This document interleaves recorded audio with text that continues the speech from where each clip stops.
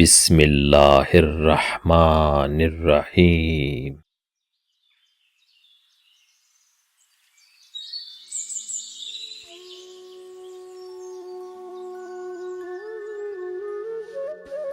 دوسروں کی خوشی کے لیے اپنا غم چھپانا بھی ایک اچھائی ہے۔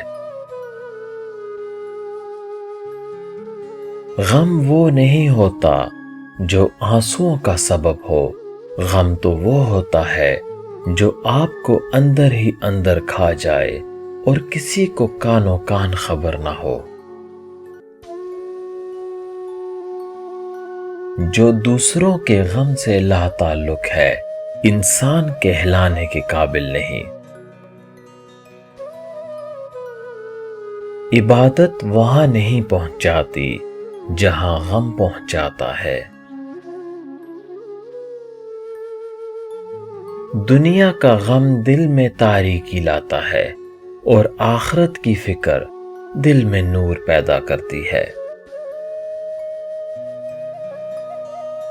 غم اور مشکلات صرف اللہ کو بتایا کرو، اس یقین کے ساتھ کہ وہ تمہیں جواب بھی دے گا اور تمہاری تکلیف بھی دور کرے گا۔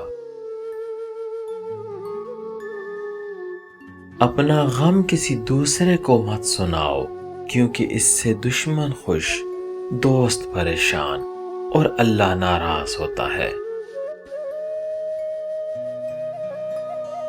غم کی بڑی کارروائی یہ ہے کہ غم تمہیں بہت ہی نرم کر دیتا ہے۔ اگر غم نہ ہو تو انسان پتھر ہی رہتا ہے۔ انسان غم کی گرفت سے کبھی نہیں نکل سکتا۔ خوشی محض تھکان اتارنے کا وقفہ ہے۔ اگر زندگی کو خوشیوں کے ساتھ گزارنا چاہتے ہو تو غم زدہ لوگوں کے غم سنا کرو، کبھی دکھی نہیں رہو گے۔ حضرت علی پاک نے فرمایا، غم آدھا بڑھاپا ہے۔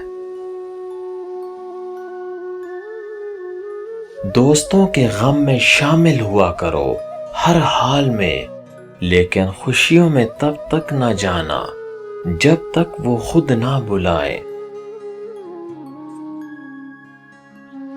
اپنا غم ہر کسی کو مت بتائیں، کیونکہ مرہم ہر گھر میں ہو نہ ہو، نمک ہر گھر میں ضرور ہوتا ہے۔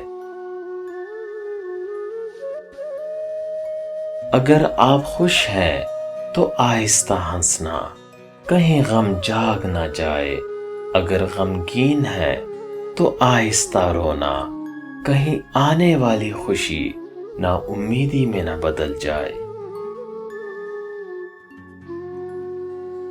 اگر تم کسی کو خوشی نہیں دے سکتے تو غم بھی نہ دو، کیونکہ جو چیز تم خود نہیں خریدنا چاہتے وہ دوسروں میں کیوں بانٹتے ہو۔